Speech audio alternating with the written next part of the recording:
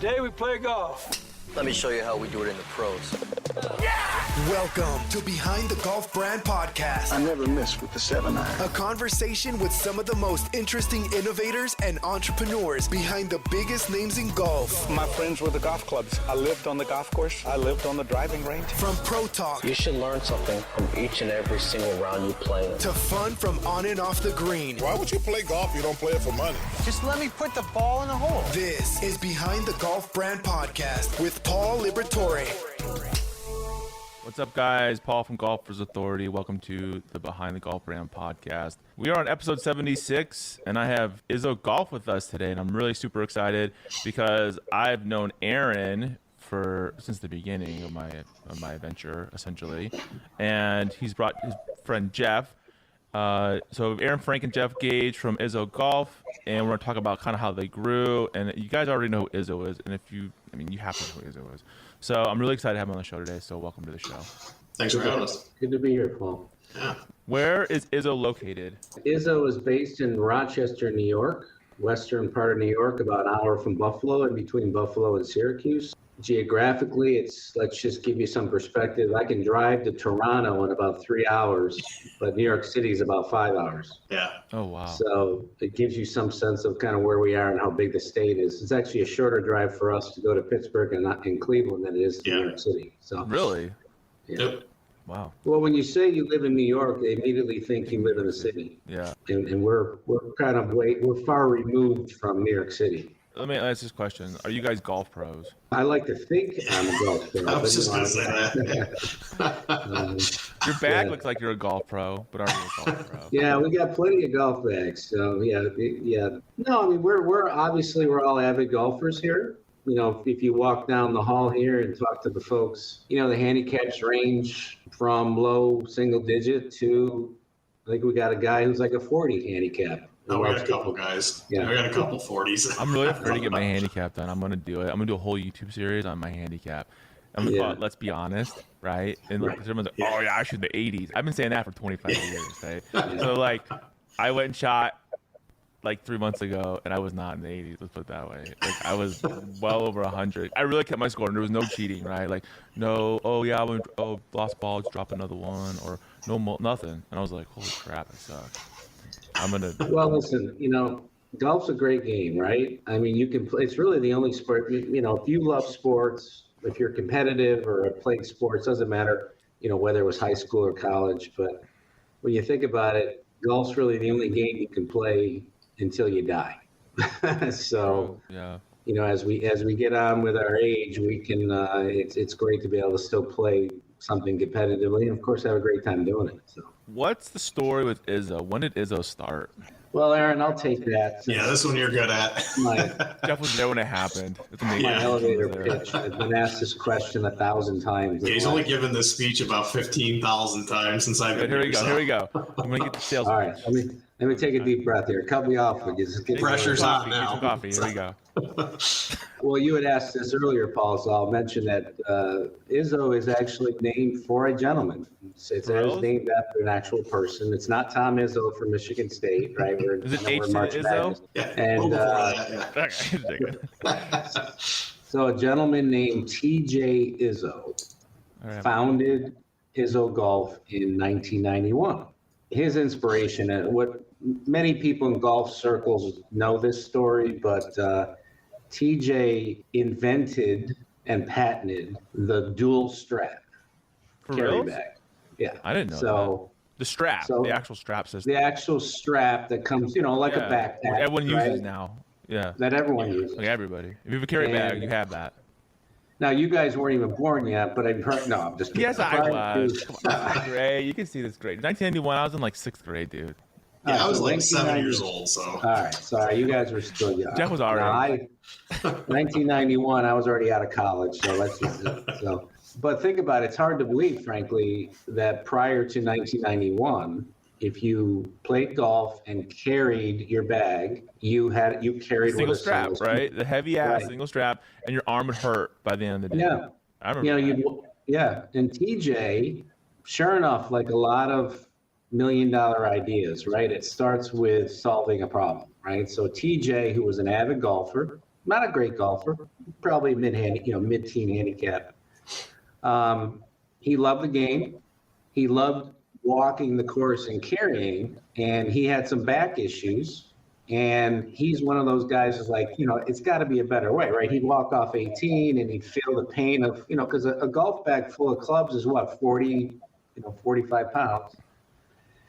And, he tinkered, right? He was a kind of an engineering background, and he created the first dual strap. Brilliant. And the idea, of course, behind the dual strap is that no different than, we've all walked up the hill to our class in college with 30 pounds of books, in a backpack, and, hands-free, number one, but also it balances the weight evenly on your back. So, over 18 holes up and down hills made a huge difference for him personally. And really, it's one of those, boy, why didn't I think of that moments? And he took it to the extent of patenting the original dual strap. And it was a utility patent, which we know in the patent world, there's utility patents and then there's design patents. So design patents are easy to get around. Utility patents are pretty locked down. They're hard to step around. So long story short, it's more expensive of the patents too, right? What's that? It's the more expensive of the patents, like utilities. Like, oh, absolutely. Utilities like $8-9 grand, and if you want the full blown, yeah. But he got a global patent, utility patent, and from then, that was the impetus behind IZZO Golf being created. Obviously named after TJ IZZO, the inventor of the dual strap. So originally in 1991, we were a golf bag company. That's all we were. So you're making bags with the strap, or is he just making the strap? Well, so basically back then, that was a long time ago. So we had different revenue streams, all kind of centered around the dual strap. Because essentially you could not get, because of the patent, if you were a manufacturer of a golf bag, you could not put a dual strap on the bag without either buying it from IZZO, licensing it from IZZO, or he's a smart man. Yeah, that revolutionized golf bags essentially, right? Yeah, like it really did.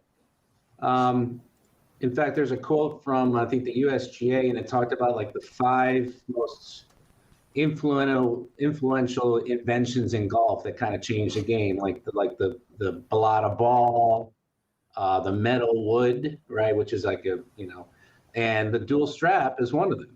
It's actually considered, because to your point, Paul, it really dramatically changed the game, at least from a playability standpoint. As it relates to, the core of the game, walking the course and carrying your bag. And so the IZZO Golf was created in 1991. The PGA show that year, I think, or 1992, it won the product of the year at the PGA show. And from that point, it just, so we were a golf bag company. We were an OEM for a lot of the equipment brands, because back then, like the Callaways, the Titleists, the TaylorMades, right. They didn't have bags. They had clubs. It was only like ping. They were all about clubs. Yeah. So we would be, so really back then it was Sun Mountain, right? Sun Mountain invented the kickstand. Sun Mountain and IZZO were really the OEMs for the equipment brands. And then any bag that was manufactured, any stand bag or carry bag, it would make no sense making one without a dual strap. So essentially 75 million stand bags later have had a dual strap, so that patent ran for 20 years. We were collecting royalty checks every quarter for 20 years. And of course we manufactured our own bags with the dual strap. And that's really where it all started. Wow. And so TJ IZZO is a real person. I'm not sure where he is now, to be honest with you, because he's not part of the company. You don't know where he's at? Come on, you know where he's at. He's probably in his yacht in the Monte Carlo. But we're not a golf bag company anymore. I mean, in 1999, so it was a golf bag company for the first decade throughout the 90s. Mm-hmm. And then, back then, the golf industry was very fragmented. And as we had mentioned, the big equipment brands they did not have golf bags in-house. They eventually, as the 90s progressed, the Callaways, the TaylorMades, et cetera, they saw golf bags. Instead of OEMing through IZZO, they brought that business in-house. So obviously it changed our business quite a bit. We were kind of on our own. Now, granted, we were still collecting royalties on the strap. But we discovered as we got into the late 90s that we weren't going to survive as just a golf bag company.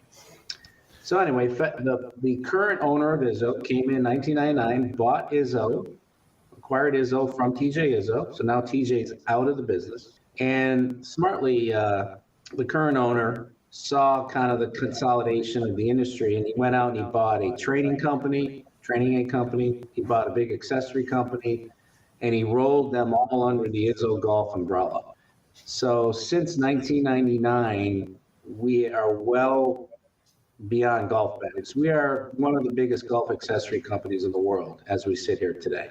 You really are, and I always forget that because I think of you as the GPS stuff because that's how I met you guys, right? Yeah. And I forget when you're talking, I was like, actually, I went to your website and I was like, oh my God, that's right. Oh yeah, that's right. Looking at the nets and the chipping aids, and I'm like, oh my God, I forgot about all this stuff. Just because I just remember you as how I entered. Does that make sense? And so it's you guys are a huge training aid company and accessories, right? I mean, yep. Yeah.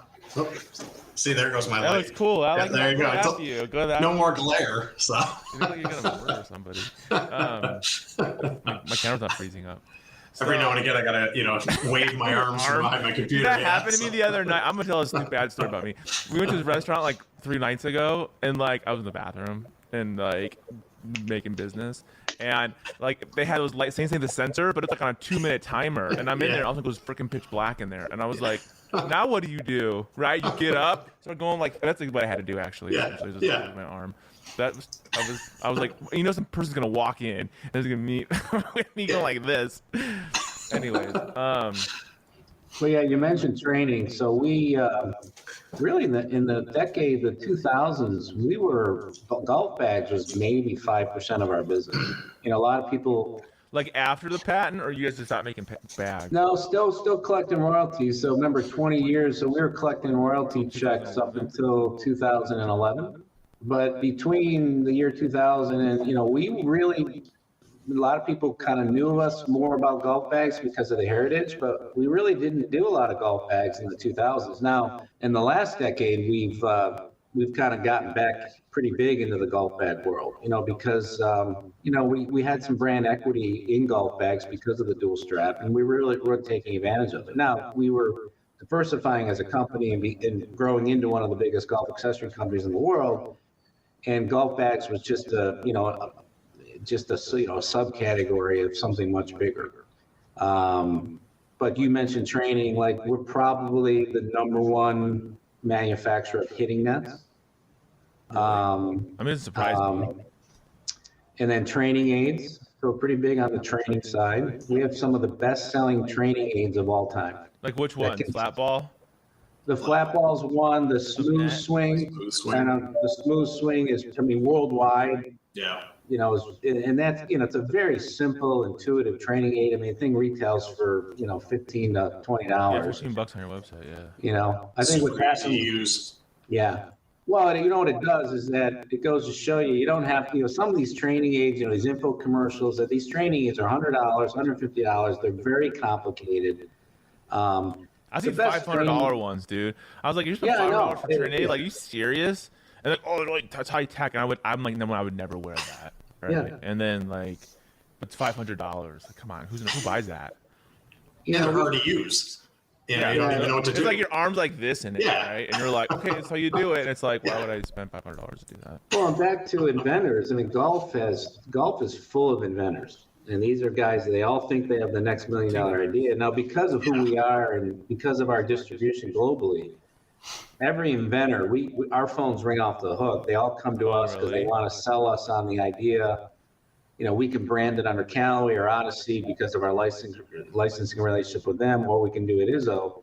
And we frankly, the ones that come to us and they're very expensive or they're very complicated, they're not intuitive, we don't even bother with. I got to tell you this story.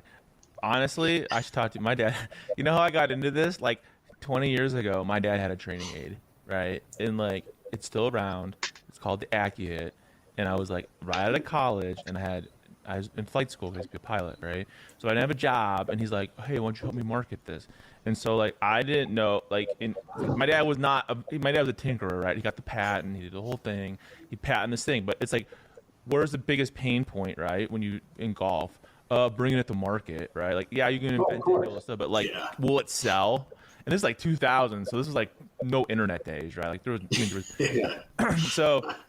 You know, he paid me, and what I did, honestly, it's my first taste of the industry, is I would write letters to all the magazines, right? I'd go to the grocery store, get the magazines, go to the equipment section, find out who the guy was, go to the back of it, like figure out what their address was or the beginning of it, and I would send letters, and I would just be like, hey, and then within 2 years we got into like 20 magazines, which was like, and there's like and I had fun with it, right? 'Cause I didn't care, but like I know what you're saying because like.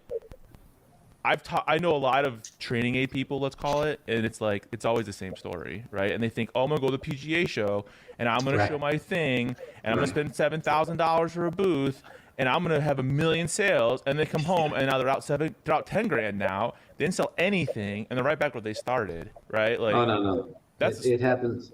It happens all the time. All the time.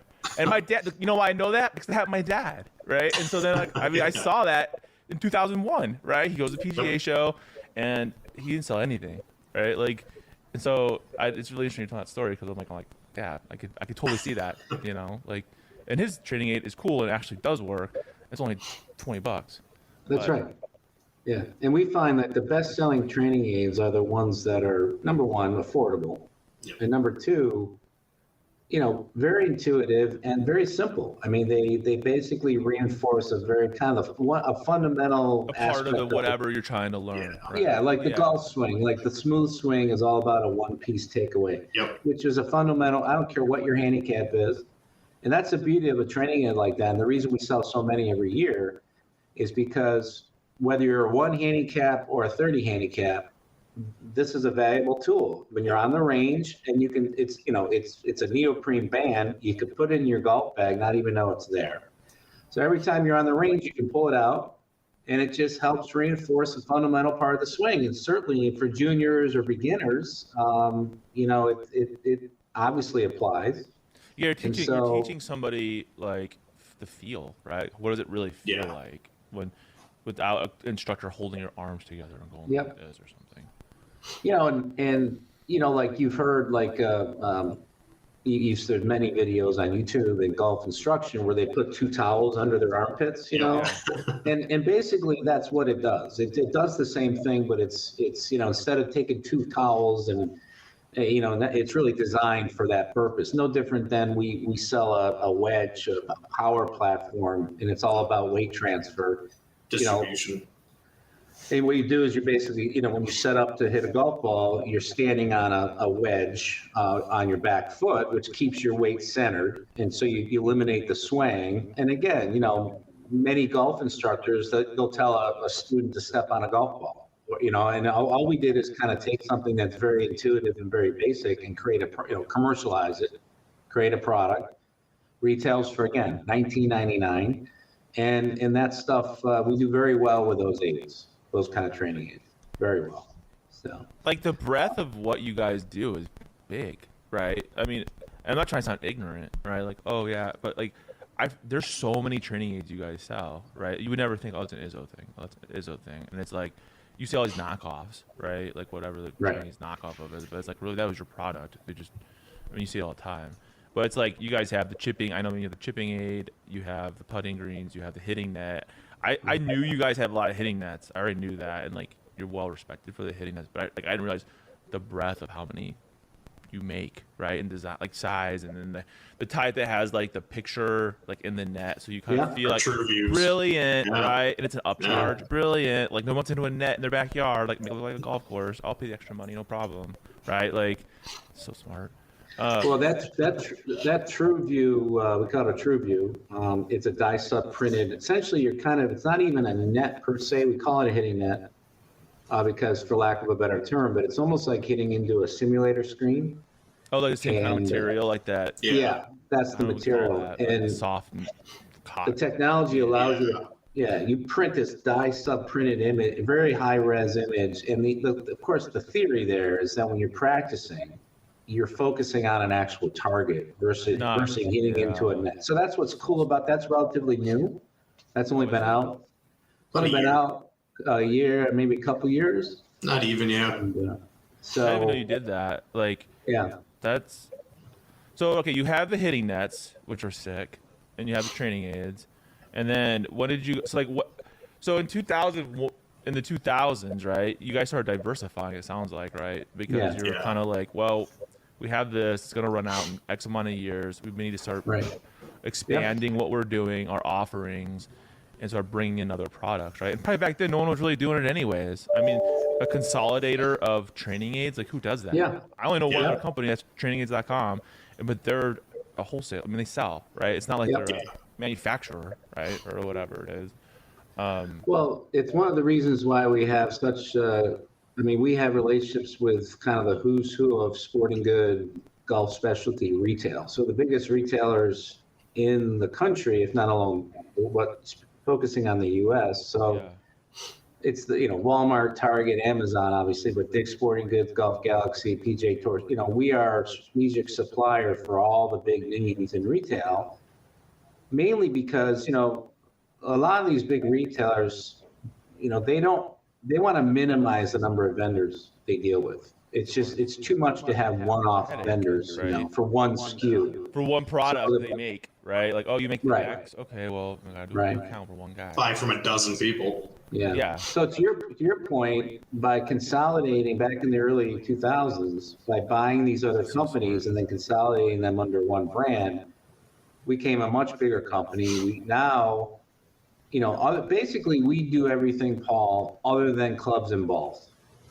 and apparel. Like we don't do clubs, balls, or apparel. Well, everyone's doing balls now. Yeah. Everybody. And apparel. 5 years, right? Let's be honest. And then like apparel, that's a full-time job in itself, right? Because it's like trends and what's cool and blah blah blah, and like a ton of capital on stuff that might never sell, right? Yeah. And like, I work with a lot of apparel brands, and I'll tell you a story about apparel. I was like, okay, I'm gonna do some like sweatshirts or something for the brand. So I started doing apparel, and I figure out how to do it. Get us I'm not buying 10,000 things, right? But then, like a year ago, I work with the guys from Devereaux, and I was over at their office because they're in Tempe, and I walk in, and I'm like, holy crap! Like it's really nice, right? And I'm like, now this is a real apparel brand, right? Like you see him looking at fabrics and design. I'm like, I'm not even doing that. I'm just doing some screen printing, right? Like I'll never be able to do that. Like I don't even have a background in that. And it's like, I'm not gonna do apparel. Like I'll do. No, you got to be all in. Yeah, it's kind of like you have to be all in, right? And you have to kind of know like what you're doing and why you're doing it and what. Well, even operationally, the problem, the challenge with apparel and footwear is you have sizes. Right, so you gotta that's a very challenging business, and you better be really good at. That's why the best apparel brands in the world, that's all they do is apparel. And they're 2 years out or a year and a half out. When they're buying, they already figured. You can't figure that out like the month before, right? Yeah. Like, and I also think that too with golf gloves. Like people think gloves are an easy market. No, dude, there's like 20 freaking sizes, right? Like, how many are you gonna buy? And what if they don't really like some? It's like it's just that's another thing. So golf gloves is tough. So we've always avoided that only because when you think about the biggest brands in golf, they tend to be the equipment brands, right? So we all know Callaway, Titleist, TaylorMade. Yeah. Even that they're all about clubs and balls. Now, of course, they do have accessory, but they dabble in that. In fact, that's why they go to you. We have the That's why we have the licensing relationship with Callaway. Which So what's started in- Callaway license from you? What products? Is it Basically, a thing they have? They have like a little. Well, it started out as an acronym. We called it TAG. We still call it TAG. But what does that really mean? It's training, accessories, and gifts. So Callaway, even though technically speaking, we compete with Callaway, right? I mean, they do their own golf bags. We do golf bags. It is, but you don't, right? Kind of. Yeah. But we don't. Yeah, I mean, You're allies, they're, right? well, they're more premium, and again, they're more about clubs and balls. But you know what? Like any licensee, what we do is we take a great brand like Callaway and Odyssey, by the way, and we extend it into categories that certainly they could do themselves, but they don't want to dilute. If you start diluting your expertise, then your clubs and your balls suffer, right? Yeah. So you don't want that to happen. And your bread and butter so- starts falling apart because you're doing stuff that you shouldn't be doing. So we've been selling both the way we kind of position Callaway and IZZO is Callaway. It's kind of a Cadillac Chevy approach, right? It's kind of like You're the I mean, Cadillac. a Chevy's going to get you from point A to point B, no different than a Cadillac, but it doesn't have all the bells and whistles, right? Yep. So Callaway is more premium. We don't just take an IZZO product and slap the Callaway brand on it and charge everyone more. We do distinctly make like a retriever of all things. You know, the Callaway retriever, it's probably the number one Retriever? selling. I know exactly what you're talking about. Yeah. Yeah, we call it the 15th Club Retriever Yeah. because it has a head cover, so it looks like the 15th It's like Club. $50, right? It's like Yeah, they're $50. yeah, And yeah. I know exactly Yeah. what you're talking about. It has a blue head cover on it. Yep. we sell. One of the best sellers. Yeah. For It's real. amazing how Yep. many of those reach. I mean, I remember when we first came out with it. It's back in 2007. We came out with that product, and back then it was like $39.99. And you know, every other retriever in the market was $15 or less. And I remember saying, this isn't gonna work. And you know what? It's a testament to the brand. It's a testament to the fact that we did create a Cadillac of retrievers. I mean, from a construction standpoint, yeah. we have things it's a weapon. And it looks nice.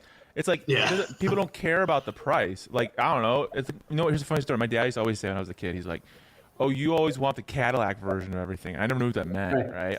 I was like, Right. and then Yeah. I was like, yeah, because I want the best thing. If it breaks, I just paid the most money. I know it's not gonna break, right? Like, Yeah.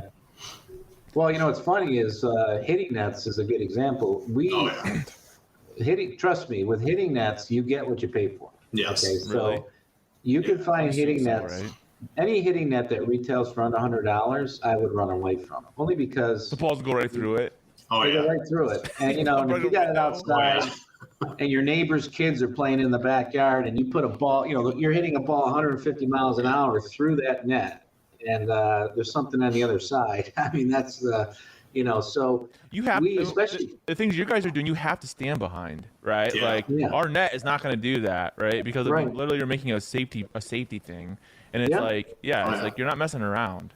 Oh, our QC team's got a golf ball launcher that launches golf balls up to 200 miles an hour into this net. We, just to make sure we're not yeah. producing products that Yeah, aren't that going to all work. makes sense. I didn't think about that, but yeah, that makes Well, you know, and it's a pay me now, pay me later thing. You know, a lot of people get cheap with a hitting net once, and then it breaks or the ball flies through it, Yeah. and then they come back and they spend double the price, but they get something that's durable and it's going to last. So See, I just think it's so cool. Like, I honestly thought, because I was like, we're gonna talk about. I haven't even gotten to it yet, but I was like, we're gonna talk about the IZZO SWAMI and this, like the stuff and blah blah blah. And I totally forgot, right? Like, I mean, until you started talking about it, and I started looking at it, I was like, oh, that's right. That they have a lot of stuff, and then I didn't realize how big of a company you really are, right? Like how many things you actually do, the relationships you have with Callaway. I didn't know that. I had no idea, honestly. Like, it's not my business. I didn't know you made that. What are the things called? The ball picker up 15. thing. Yeah, I Oh, can't. yeah. The after, 15 club the after, Yeah. well, we do. Yeah. Well, when you think about it, as a licensee of Callaway, if we're doing it right, the consumer doesn't know it's IZZO. Right. I would never know that. they're buying a Callaway product. So we take that very seriously because Callaway is a premium brand. I mean, we all know they sell $500 drivers and they're great drivers. But when you're selling a $50 retriever, it better be good. It has to represent the brand. You can't pull it out and it falls apart because people are like, this thing's a piece of crap, and then take a picture of it, and then. Yeah. And that is probably the number one selling retriever, I bet you, on Amazon. I bet definitely. $1,000 it is. I already do. And you can look at all the reviews. I mean, those reviews speak for itself. I mean, I can't. And you only need one, and you only need one in your bag for your entire career of golf, right? It's not like you're gonna outgrow it. And I don't know. It's kind of like that balance, right? Like you can go cheap and people might buy it, but then you might go expensive, and then most people, and especially in golf, people are gonna buy the nicer item, right? Well, you know what it is if you read reviews, people are like, I paid for this with the 20 Titleist Pro Vs I found. You know what I mean? That's hilarious. Yeah. Well, it's funny and it's brilliant. I don't know who to give credit to. It's not me. Give it to Aaron. But it's not me either. Trust me. but when we created that 15, someone had the idea. We were the first to put a head cover on a retriever. Yeah, because it's so junky when you have beat up, nasty looking, and it has moss and crap all over it when you're scraping it. Oh, I know, my bag looks like that. Yeah, like it's dried up like hair. That's what it looks like on it. Yeah. So the head cover really, trust me, it was a brilliant idea because now because people don't want to be embarrassed carrying around. Yeah, because you're that guy. Oh, we got that guy who has a retriever. He's been picking up balls in the lake as we walk by it. Yeah, I'm playing with my uncle, and I go, here we go. We're going to be searching in the river for the next 5 hours. With my dad. So that's, and of course, as you had mentioned, we were the first to do that, and there's been copycats since, so, which I guess that's a good form of flattery. So let me ask this question, did you patent that? I mean, is that something that's patentable, right? I don't see how it could be patentable because, you can make it stronger. I don't really know, maybe. It's a great question. I mean, the idea of... No, but... the problem is, we mentioned patents earlier. If it doesn't merit a utility patent, it's not worth getting because design patents can be stepped around very easily. So I don't know if you can, because the key word is what? It has to be, not intuitive. It has to be, whatever the big word is, meaning it has to be different, where it hasn't existed before, and it's that's right. Yeah, I can't think of the word. It's pretty hard getting a utility patent. That's a hard thing to get. You have to. And it's expensive, right? You're talking $20,000 to $60,000, right? You got a lot of ball retrievers to get that return on investment. And it's going to get knocked off in China in 2 seconds. So it's what's the point? I think it comes down to the race, right? The race to market and the race to being established in the marketplace that this is a really good item. Because somebody come up with some knockoff one that's half the price, but you're not going to buy it because it has no reviews and it looks like crap. And it's the exact same thing. It's you get your pay for. Well, that's where the brand does help, obviously, because that in golf is a very brand-driven game, like we discussed earlier. So, but to clarify, Paul, on what we do, that the easiest way, because I get people asking, what do you guys do? So the easiest way to describe it is I tell people, I said, you go to a golf course, you're getting ready to tee off, everyone's gathering around the practice green, there's golf bags everywhere. Right, whether they're sitting on a cart or sitting on a push cart or someone's carrying, and I tell people, I said the easiest way for me to tell you kind of what we do is walk up to any golf bag you see, other than the clubs and the balls that are in that bag, we do everything else. Yep. So the golf bag, the golf towel, the retriever, the ball markers, the tee, the brush, the tee, the brush, cover. So basically, I tell people, go to any golf bag, reach in all the pockets, pull everything out. That's what we do. So smart. I call it the smalls, right? That's the smalls in golf, which is, I feel, very lucrative because it's they're inexpensive, quote unquote, right? Everybody needs it, and you go through it, right, over time. And what I feel has differentiated you, and this is before we start talking today, is I look at your GPS stuff, right? Because it's inexpensive in comparison to all the ones that are 4 times the price. Right. It's really good, and like I told you, my dad stole mine, right? And I even know like people who have like there's guys in chat right now, Elson, right? Elson's like, oh, you know, he has a SWAMI Sport and he loves it, right? Like it's like I haven't heard anybody talk bad about IZZO, right? And like, oh, that thing's a piece of shit. I never heard anybody say that, right? It's always like, I mean, literally my dad took it, right? So like I don't have like anything that Aaron gave me, right? My dad's like, I'm gonna try that, and then I don't have it, and that was like 2 years ago. Yeah, no, that's and so that's it's like good it's a sign. testament to what you guys make, right? Because it's like you make it affordable, and you break. It makes it easier for new golfers or any golfer really the barrier of entry to buy that unit, right? But it's still a very good unit. They don't need to buy the $500 one because it does the same damn thing, right? Yeah. Like, and Well, that was our effort up front when we jumped into the GPS world. So when this was that? like, When did you guys start doing that? Like 2007 or 8. And that's when This GPS is were when- super expensive back then. Yeah, this is when it was really Sky Caddy, nothing else. Yep. And a Sky Caddy, like any new technology, it was very expensive. They were $300, $400 for a Sky Caddy.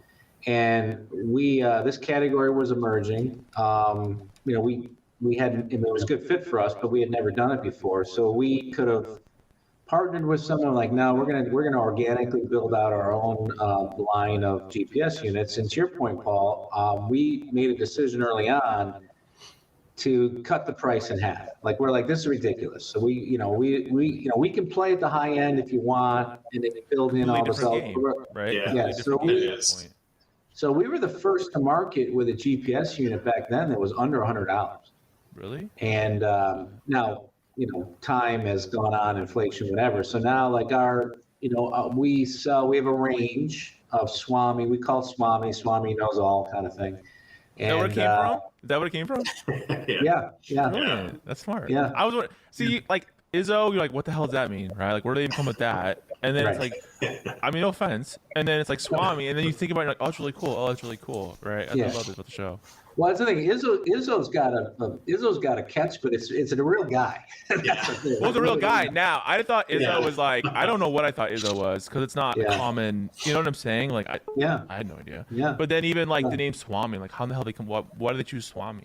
Right? Like, Well, again, it was like SWAMI says, right? Like, and then, you know, your distance. SWAMI says, here's your distance to the front of the green. oh my god, and that was before our generation. But Yeah. there should be a It show is, called yeah. Saturday or what was it called? Johnny Carson. Oh yeah. Oh, yeah. What Was do it you call that it? SWAMI? Was that SWAMI Yeah. that did that? It No, was. I don't think he I was don't SWAMI. No, it was a It different was. one. Oh. Yeah. It was something like that. Or he had the card on his head, and he'd be like, Yeah, he would give you the answer and then ask the "Oh question. yeah." Yeah, that's what was it. And Ed McMahon would go, ha, ha, ha. That's all he would do. That's all a guy would do, and then he'd give like money away once a year on a commercial for Yeah. Publishers Clearinghouse. Yeah. So, but I mean, we've been in the GPS business since 2008, right? We're 2022. We sell, we're proud. I mean, we've sold a bazillion of them. How many? 100, Yeah. I think hundreds. We're in the hundreds of thousands of units worldwide. Again, we do It's sell quality. worldwide. It's strong. It works really well, and it's affordable, right? Like Yep. you made the perfect product, right? Like, and it's a testament to the brand that you guys did that, and you had different price points, right? So it's like the smaller one Yep. or the bigger one. Yep. Like this. So what's the big one called? What's it? It's called the SWAMI 6000. See, our original unit, you know how companies use model numbers and they progress, Yeah. right? So our first unit was called the SWAMI 1500. We still get calls on that. Really? We still get, that was Yep. back in the late, and so Because then somebody the probably SWAMI has one, and they broke They it still do. after 15 years. Nope. They still do. So, you know, you get better as you go, right? So SWAMI 1500, then there was a SWAMI 3000, then there was a SWAMI 4000, then the 4000 plus, then the 5000, and then the 6000. So we're in the 6000 right now. It's a handheld unit. It's got a magnet built in, so it can sit. What I like about it, I love the magnets built in because if you're in a Magnet's car, the future of golf. I'm just telling you right Yeah. now. No, it really you is. don't want to. Yeah. It is. And it, you know, it has all the same features that a $300 Garmin has, to be frank. Aaron Frank or just So, but for half the cost. That's why I'm here. So, And, you know, and listen, nothing against, I mean, the Garmins and the Bushnells of the world. I mean, they have established brands. They're premium. Fine. Yeah, I was looking at Nothing- Amazon last night. I was going through products, right? And I was looking at products Yeah. I want to buy. And like was like Bushnell has like a $500 rangefinder, and I'm like, what the hell does that thing do? That's worth $500. Like that's like some person, like in my mind, that's an ivory tower decision, right? Like okay, somebody will buy it. No, they won't buy it. I can tell you right now, they're not going to buy it. I mean, if you are, if you're that guy. First of all, I'm not going to look at your bag and be like, oh, is that the Bushnell one? That's $500. Like, I mean. Stupid. Well, we have this. We have the #1 selling laser on Amazon now too. It's under it's under the Callaway brand. What? That Callaway laser? Yep. No shit. That's us. Like the ones like white and red and brown or whatever. Yeah. What we're talking about. Yep. No, I know exactly that one you're talking about. Oh, that's crazy. It's called the 300 Pro. Yep. It's been around forever, right? Like it's like. Well, we used to be inline range, and then as we built out our inline range, Callaway obviously they're more tour authentic, and they want the higher end. And we said, we have a good relationship with Amazon. And holy crap, dude! I didn't know this was yours. Yeah. So they're like, can you guys, do a Callaway branded unit for $199? And I'm like, I think we can. Anyway, so we. That is the #1 selling laser on Amazon right now. 6,099 reviews, you guys. Yep. There you go. And it's 4.5 stars. Yeah. Like at $199. Yeah. Let's break this back a second. Why is it working? Well, it says Callaway on it, right? So it's easy win right there. It's under $200. So it's like it already sold the person because it's a Callaway. It's under $200. So it's like barrier of entry for everybody else who's trying to compete with you, who's a no-name brand. Good luck. Now it's a price game, right? But it's like, okay, I must pay $100. That laser's probably a piece of crap, right? Like, and by the way, and the most important part is, it works like a $300-400 laser. Yeah, that's the best part of it. Yep. Okay, that's the feature. Yeah, it's got all the feature. The optics is. I mean, trust me, there always is an element of price point is reflective of the cost to manufacture, right? I mean, that and obviously, as you start getting cheaper in your manufacturing, you're using less quality materials and whatever. So usually the price point reflects the quality and the value. But this is a great, and the reason why this does so well is that at $199, you're getting a $400 laser. Yeah. And that's. I mean, so. But you guys don't make your own laser, do you? I don't think you do, right? Well, we manufacture. No, we don't do it under IZZO. No, that is your IZZO one, quote unquote. Well, the nature of our licensing arrangement with Callaway is, they're more they're a tour authentic brand, right? Because of their obvious equipment and balls and Xander Schauffele, John Rahm, and all the names. You guys suck. Yeah. And when you think about tour authentic. Like on a PGA Tour event, even a practice round, you'll never see a GPS unit, but you'll see plenty of lasers, right? Yeah. So we do all our lasers under Callaway, and then we do all our GPS under IZZO. That's how it's distinct. Oh, we don't. That's such a your agreement, right? Like we're not gonna. You're not gonna make a Callaway GPS unit. You could. Nope. You probably double the price, and people would probably buy it because it says Callaway on it. But it's like it's at this. Yeah, you're not doing that now. Yeah, so we manage the brands very distinctively. The products are distinct. We honor the Callaway brand because of the premium nature of it, and we create our products. And they of course, because it is their brand, they have to approve every product that goes to market, and they're very particular about where their brand is placed for obvious reasons. So they kick the tires on everything we launch, but we. On the back end, we do everything. We do manufacture, we bring it to market, we distribute it worldwide. And so that relationship has been very good for both parties. So how long has that relationship with Callaway been? 2007 is when it started. Yeah. So you guys kind of grew together essentially, right? I mean, they were already in a certain way, but I mean, this last. So we have a very good partnership with them. They're great people to work with, and they've got a great brand, and we have to respect that. We have to make sure we represent that brand well.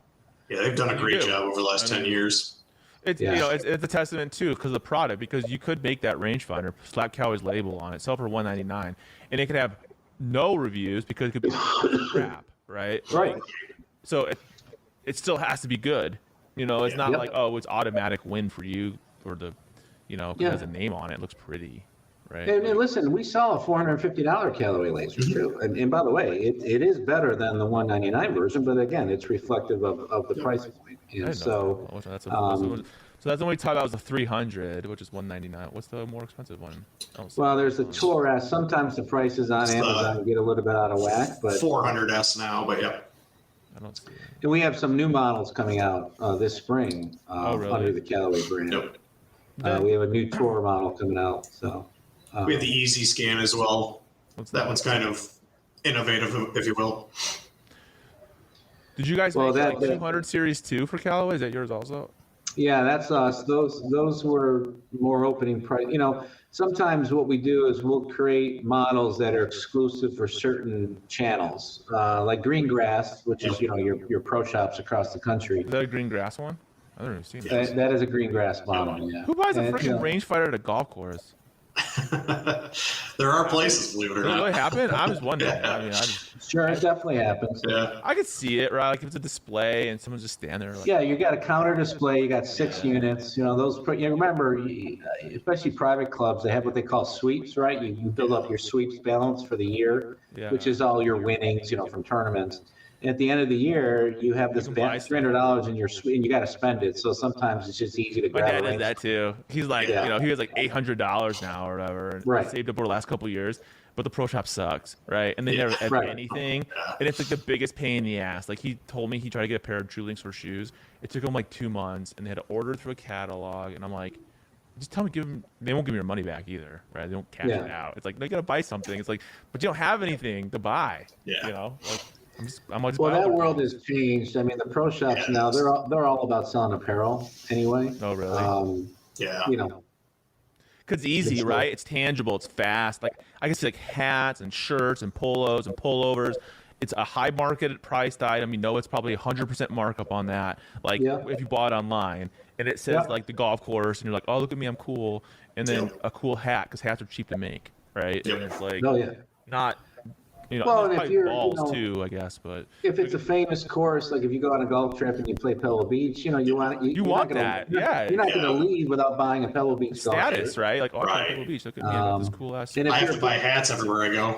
So, Yeah. yeah. So, No, you don't. and if you're a private club member, you're going to buy a shirt that has your club's logo on it, right? You're going to represent your own club. So so pros that business has changed a bit over the years, but like you mentioned, GPS units and lasers, we do sell a decent number through that. I had no. channel. I mean, I knew you had the SWAMIs, right? I knew you had the watch. What's the watch called?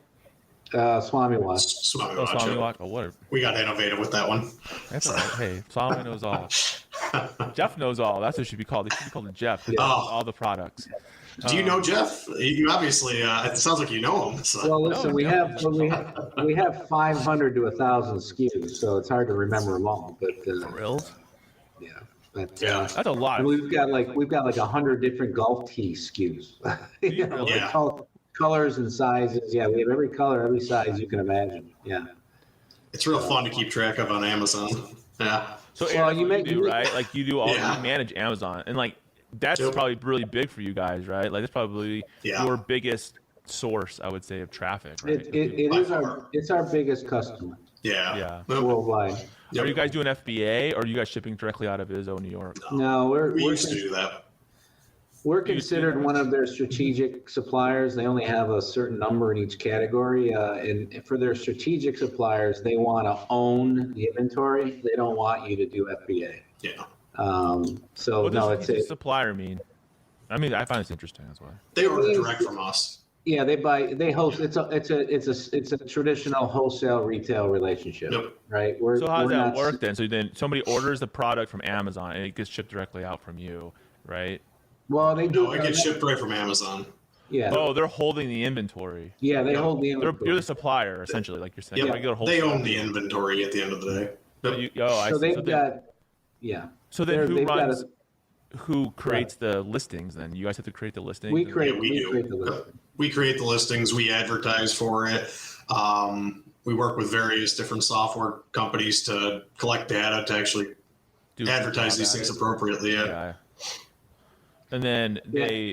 but you guys had done FBA before that, though, right? Yeah. Yes. Probably like we 5 years used, ago or something. when we relaunched our golf bag line was that? back in, I don't know, It's about 2013, 5 years ago. we initially did it through FBA, and we thought, well, it's kind of a glorified way of selling direct to consumer.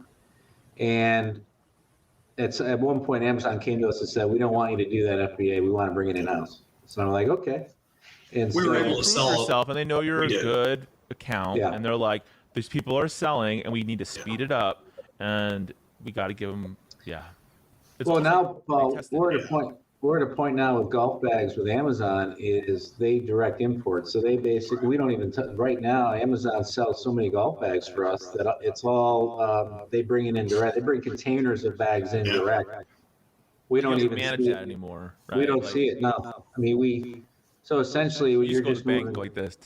Yeah, exactly. Yeah. Well, what's nice about that is, in a way, and obviously you have to reach a certain scale. Oh yeah, threshold, like to a do that. ton of Oh, it- product pushing. It started slow. I can remember with FBA, we were starting pretty slow, and then within a year, we were ramping up sales pretty good. And next thing you know, Jeff's on the phone with Amazon buyers, getting us to go in house with them. That's cool. Yeah. Awesome. So I mean, they, I never even heard of that. I didn't know you could happen. You know, like Yeah. I feel like a Well, lot of you brands are, are and afraid to do it. Amazon, honestly, Yeah. they're like scared Yeah. of it. They're like, oh, I don't know if I do that because Well, it's a you huge know, learning curve, right? There's a lot to it. Yeah. Yeah, there's a lot of moving parts. If you don't know what you're doing with Amazon, yeah, you will fail. And we've got good at it. Now we've been doing business with Amazon for, since 20 years. I mean, Amazon really hasn't been around as long as people think. I mean, I think we started with Amazon in 2009. Yeah. Yeah, they're selling books. You know, like Yeah. they were doing. Yeah. Amazon didn't become Amazon until they became a seller of other people's stuff. You know what I mean? Like Amazon would be gone if they were still doing books, Yeah. right? It's really been in the last 10 years. like it. Yeah, Yeah. I mean, it's been crazy. It's exploded. It Yeah. really has. So, what's your biggest products right now that you guys are selling? Then you think of all the products Well- you have. What are the most popular products? Well, revenue-wise, mainly because of the price point, it's going to be technology. So it's lasers and GPS. Yeah. That, Volume, because right? dollar, Volume. It's Volume. yeah. Yeah. Well, it's not only the volume in units, but obviously when you're talking about a product that sells for 100, 150, 200, 300, $400, obviously it's a multiplier there. Yeah. And then golf bags, because golf bag price points, we have a range between $100 and $300 golf bags. And so obviously Sweet spot. when you're selling products with those kind of price points, if you're selling enough of them, they become your top selling. So if you rank our products by revenue, golf technology, golf bags, training push is carts, great. Yeah. the higher, hitting nets, we sell a lot of $200 hitting nets. If you're talking units, well, then like you mentioned Flat ball. earlier, consumables like bags of tees and ball markers. I mean, that stuff There we go. retails. You got to sell a lot of units to generate a lot of revenue in a $3 item. Yeah. So Well, like Yeah. the flat ball we probably sell the most of in terms of units, and But it's only selling Yeah, I for mean, like that- $10. the it's a flat couple ball, bucks. Yeah. flat ball retails for $7.99, right? Right. So you got to sell, but we sell. Billion units, right? Yeah. Times Well, 20. the testament to a product's popularity is do you get placement into big box? So for instance, like the flat ball is in every Dick's Sporting Goods location. It's in 3,000 Walmart doors. You know what I mean? So when you get that kind of placement, now you take a low, hey, listen, you put a $2 item into 3,000 Walmart doors, that stuff adds up pretty quick. Yeah. Especially if it's a consumable item, something you need all the time. And so, yeah, we obviously, because we have so 500 plus SKUs, we got many SKUs that retail for under $10. We have many SKUs that retail for under $20. Obviously, you got to sell a lot of those unit wise, which we do. Those are successful items for us for sure. So, What I think is so cool is that like I didn't know that was your story. Like that's how you guys started was the double strap. I had no idea, right? yeah. And then it's how you like pivoted so many times, right? It was like we have this, and then you could have just been a strap company, right? And then that would Right. run away with the wind, right? And then it's like no, then you started bringing in accessories because you saw an accessory market, and these are going to GPS units, and then you get a deal with Callaway 15 years ago, so you become a wholesaler for Callaway, or you become like what's the word? I can't think of the word, but like essentially you're making stuff for Callaway, and then white label. You're white labeling for Callaway, and then you come with technology stuff, and it's like you're always evolving, right? Like so I mean, it's fat. I had no idea. This was this big. What's new for this year for IZZO? Like, what do you guys been doing this year? Well, we have, that they mentioned on the hitting net side, those true view, the idea, it's a dramatic, pivot in the hitting net, traditional hitting net world. I mean, hitting nets are what we've seen for many years, the traditional, mesh netting. So this notion of the technology's caught up, and now this true view hitting, we call it true view trainer. As I mentioned, it's not a traditional hitting net and how it's manufactured, but it is a hitting system. And we love Is there a net behind it, or no? It's just the white thing. What's that? Is there a net behind the true view? No. Just the true view. You're hitting the true view essentially. Yeah, you're just hitting right into the image. It's absorbing the hit. Yeah. Yeah, it's not tied down at the bottom. It's weighted, so it kind of hangs. And when you think about hitting into a simulator, it's that kind of feel. It's that kind of sound.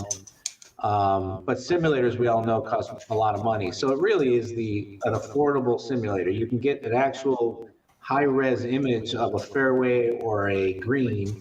So when you're practicing, again, it helps your focus. So in golf, you got to have a net. You have no idea, right? Like you go, That's I right. get it. You just know this part, but everything out there, you have no idea. You just hit it's like hitting a ball in a net. Like, but at least with this, you can see where it hits for a second, right? Like as you turn, you see like, oh, that went low, or that went high, or that went straight, or whatever. And that's kind of cool. Well, part of it is just really comes down to like back to the fundamentals in golf, right? Visualizing your shot, right? So it's hard to visualize your shot when you don't have a target.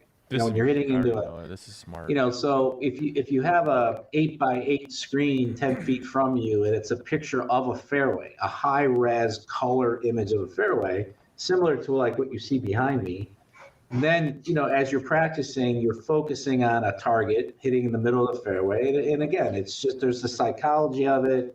It helps improve your practice sessions. I mean, that's the theory behind it. So that kind of thing. And also what's really trending now, Paul, is golf games.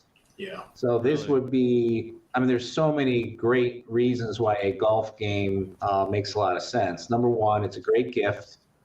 So for the avid golfer in your life, whether it's Father's Day or, golf gifts are very popular at certain times of year, if not all year. Because as you guys know, all of us avid golfers, that's what my kids bought me. It's always some kind of a golf. What does Dad want? Oh, we should just get him something golf related. Yeah, they have no idea. And what golf games are great is you can, we design them to be able to be played in the backyard safely.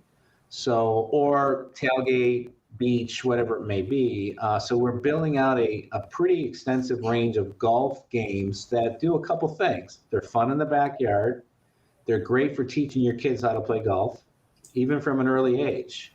We include foam ball. They're soft flight golf balls, right? So you can so if one of your kids gets hit in the forehead, they're not gonna have a problem. My kids would cry about it. Yeah, we have our IZZO Pong hole. All right, so what is that? Well, we take cornhole and Pong, two pretty popular games, and we create a chipping game around those games. So, last year I went on a golf trip to Pinehurst, and we had 8 guys, and I shipped one of these Pong holes down, and guess what we were playing every night out in the backyard after our round? We're all, we're betting, we're having a few cocktails, and we're playing Pong, with our wedges, and we're actually using real balls.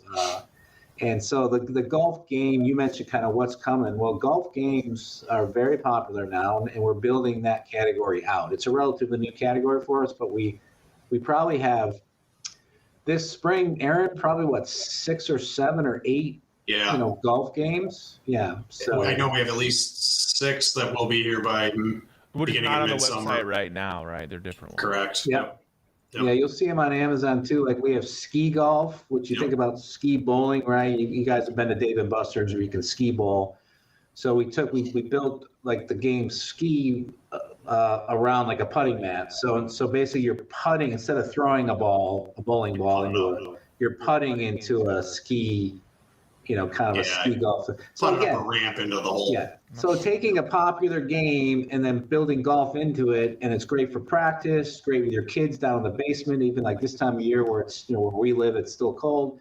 You can put one in your man cave and have games, putting games and stuff. Yeah. So yeah, golf games are pretty hot right now. So I didn't know that. I totally see why, right? Because it's like, it's practice, essentially is what it is. And then it's like, we all like to play against each other and we're all competitive.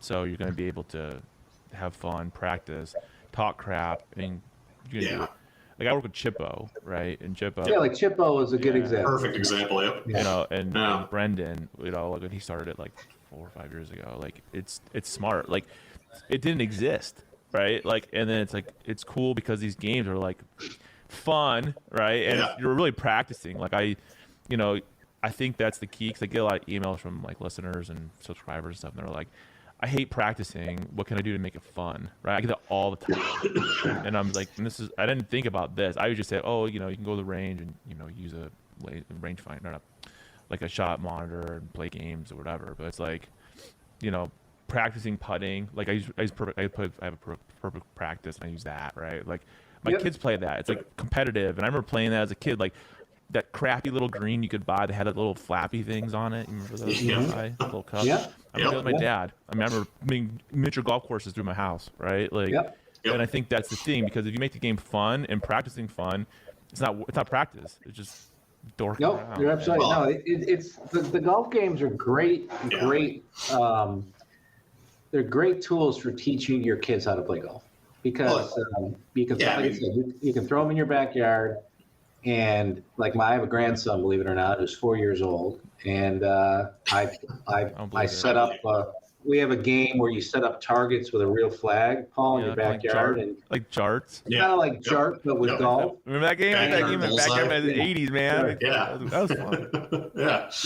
Jart catching. Yeah. So anyway, my 4-year-old grandson loves. I got foam balls, right? He's got his plastic, golf clubs, and I'll put the target out there, and sure enough, I'm like, okay, his name's Lincoln. I'm like, Lincoln, let's go. I'm going to beat you, and he gets all into it, and he wants to get the foam ball because we have a flag with a bunch of targets, inside the whole 3 foot, 5 foot, radius. And even from an adult, when put my grandson aside for a minute, if I'm out in the backyard with real golf balls, it's a great way to practice your chipping. So it just has so many. I love different it. I think it's brilliant. It's another thing that no one's really spending a lot of time in, right? Like you have some brands doing it, right? But it's like, again, you guys are taking that and multiplying it, right? And you're creating a market that isn't there yet. I mean, it's small, but not like an established market, kind of like you did with everything else. I've seen a lot too with the new. I mean, you've seen the pandemic bringing a lot of new golfers to the industry. Dude, what I've noticed, it's huge, and I've noticed a lot of these golfers. Golf gets a bad rap about guys are kind of sticklers out there. We're a little boring from time to time, and what we're seeing with a lot of the newer people into golf. I know a lot of my friends, a lot of my cousins, they just want to go out there and have fun. They don't, and these golf games are a great way for them to get indoctrinated into the sport, learn the sport. Right. And still like have fun. Barbecue or hanging out with your family, and you have this, and then the guy doesn't play golf, and he has a little fun playing it. You should be like, oh, cool. And then they're like, oh, you should come play with us. It's fun when we go play. Like, there's your entryway. Oh, I'm not good. Don't worry, nobody's good. Right? That's why we play this game, right? Like, that's why we drink on the course. That's why we drink a lot on the course. That's right. And in some states, you do a little, Exactly. So. We don't promote the 19th hole here, Aaron. Right. Oh, that's right. I forgot about that. Everyone wants to be the Rodney Dangerfield. I know. That's what. Well, you know what, Paul? Really, just to close on that point. I mean, some of these games, it's not rocket science. It's just we have the luxury and wherewithal based on our reach to be able to, throw new items on top of a very well-established network. And so you already know. It's like you kind of already know. You're not making some dumb game up, right? And be like, oh, some people will buy it. It's like you guys have the education and the experience. They're like, hey, this is actually helpful, right? And we think this is going to do well. Now, Well, we can get a new product to market pretty quick too, because we can get it in front of Dick's Sporting Goods, I can get in front of Walmart, I can get in front of Target, I can get on those websites, so we can get right a away. new Like product it's right not away. like your barrier to entry is none, right? Like essentially it's like we have an idea, we're coming out, we're going to do a limited order to see how cool this is and people actually like it. But you can easily test that on Amazon like pretty damn quick, right? Without even having to sell it to the retailers. And then if it works, you're like, yep, it works. And then you go to the retailer and say, hey, we're blowing this up on Amazon. You should buy into it, and or whatever. We mentioned social media and influencers earlier. I mean, those golf games just fit right. I mean, that's how Chippo built. Chippo did a great job. That's how they built their brand, right? I mean, they did a lot of social media. They showed people, playing Chippo, on the beach And Birdie or Ball. whatever. Birdie Ball does that too. Yeah. And they do a great job of, those videos reach the right clientele. That's what it comes down to. It's like just showing people it's fun and it's cool and it's something that like you need to be a part of, right? Or you need to purchase. Or, I mean, I love Chippo. I have a Chippo in my backyard. I mean, I did Chippo. I think we'll have to send them a pong hole, Aaron. Yeah. My pong hole. Yeah, you start sending me stuff. Come on. Yeah, I'll send you some more stuff. Yeah. My dad might jank it from me. He's not doing it this time. I'm not gonna let that happen. Well, we took the pong hole very seriously. Like from a pong standpoint, not that I played any pong in my life. Of course not. You play this pong where you like the knob. It's all. Yeah, that was the ball. But we had to solve the problem of when you make one, how do you because in pong you take the cup away, right? So in a fixed game, I play this all day long. It's be so much fun. Yeah. So we came up with the idea. We came up with a flap and a Velcro to close the hole. I mean, so we really. The funniest commercial. Be the funniest commercial for this. Like I had this idea, right? Maybe we can do this. Like I'll go to the pitching range, right, at the golf course, and I'll be all these guys pitching, and I'll put it, and then I'll set my pong game right next to it, and like not even. I just want to use the grass, right? And I'm not even gonna use the chipping area. I'm just be playing pong, and I bet people be like, "Oh, what's that? That's cool," and then we're just drinking. That's good. No, I was playing at an invitational at a pretty high-end course here. It was before COVID, the year before COVID, and we had just launched the pong hole. We hadn't launched it yet. We just had like a couple demo samples. And first round of the invitational, they have kind of a stag night where all the guys show up at someone's house. And this thing was a huge thing, and I brought the pong with me and set it up in the backyard. It was like the biggest hit of the night. Like everyone's playing it, it's just like I said, it's perfect. It's competitive, setting. It's fun, it's chill, and you're practicing, and you're already on a guy's trip. So it's like that's right. Why it's like the perfect storm, right? It really is. It's for obviously everyone, it's a captive audience because these are all guys that are playing an invitational, so golf's in there. But I mean, we're at night, we're having a couple of beers. And, you probably sold units that night without even knowing. That's what I mean. No, I had a lot of guys who were like, "Where can I get one of those?" You know what I mean? So the word of mouth thing definitely works. Then Jeff gives him his business card. He's all, "Hey, I'm Jeff. Nice to meet you." Well, I think I'm really happy you guys run the show today. This is fun. Like, Aaron and I always play email tag, right? Yeah. Like we have for a long time, especially with COVID and like everything happened with COVID. We but I honestly did not realize how diverse your company was. I had no idea. I mean, I did, but I did it. You almost think like, I don't know. Until I know this, I'm like, oh, that makes sense. Oh, that makes sense. So I am a fan of IZZO. I have been since I first started working with you guys 3-4 years ago. I think you guys make phenomenal products. It's not cheap junk, right? And it's like, that's what people think. I don't want people to ever think that. Like, this stuff is high quality. It's well thought out, and it's extremely well executed. And like, I think you're the first brand I've had on the show or I've talked to that like is as big in accessories that I've ever known. Like honestly, like I don't think anything else like this. Yeah. And I think it's a testament to what you guys are doing. And you guys need to check out IZZO, or you can buy Callaway things that IZZO made. Where can people find IZZO? Is like IZZOGolf.com or what is it? Yeah, IZZOGolf.com. Yep. Cool. You can go direct. We're actually going through a process of revamping the website right now, so we will be launching a new website probably in the next month or so. Are you doing that too, Aaron? Is that your job? Yep, that would be me. Yep.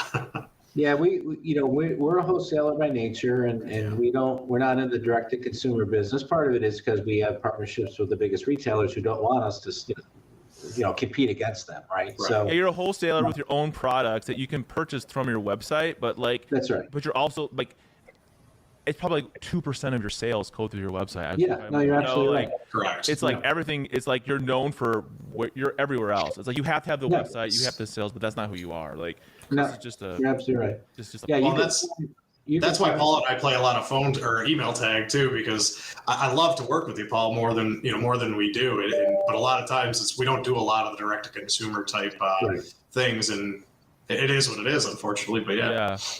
And it's cool because you guys do a lot, right? Like I always thought it was kind of cool. Is like you go to like I was at PJ Superstore and I saw like your travel bag, like the travel duffel thing, and I was like, oh, I know IZZO did that, and that was like 2 weeks ago, right? Like you're everywhere. Like people don't realize you're literally everywhere, and that's what's no, you're absolutely right. Like I said,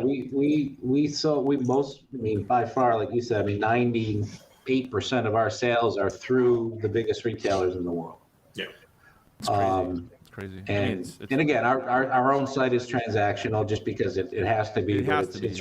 It's really there. You're not driving traffic to the site. No, we're not driving. Yeah, we're not there to try to compete with our retail partners and stuff. So no, and you guys are killing it. You guys are probably destroying it on Amazon. I can guarantee. I already know you are. You have to be. Yeah, you know what? 2 years. Well, I will say this: who would have thought? But COVID is a very golf friendly situation. I mean, golf has really been. Yeah, but there was time there. I was like, Aaron was like, dude, it's like bad. Because he was saying like, it started. Everybody else, like with supply chain issues. I mean, this is. I mean, that was the worst part of it. But it reopened the game up, right, to people that had never tried it, and I don't know. I mean, a lot of new golfers came in. Hey, listen, at one point early on, I mean, it's the only thing you could do outside your house was go play golf. Go to park or go to that. And you had to be like, I remember. I mean, the market for bags and push carts exploded, right? And you couldn't get clubs anywhere. Second-hand clubs, there's no market for it anymore because you couldn't buy any anywhere. Right. And it's still happening now. Like, I don't know. I'm a big fan of IZZO. I always has been. You guys have been good to us since the beginning, and I've been a fan. So thank you for being on the show. You guys need to check out IZZO stuff. I will see you guys in the next episode. Paul, man, thanks for the. Thanks, Paul. Thanks, Paul. We'll chat soon. Yeah. Thanks for listening to another episode of Behind the Golf Brand Podcast. You're going to beat me at golf? Stay connected on and off the show by visiting golfersauthority.com. Don't forget to like, subscribe, and leave a comment. Golf is always more fun when you win. Stay out of the beach and see you on the green.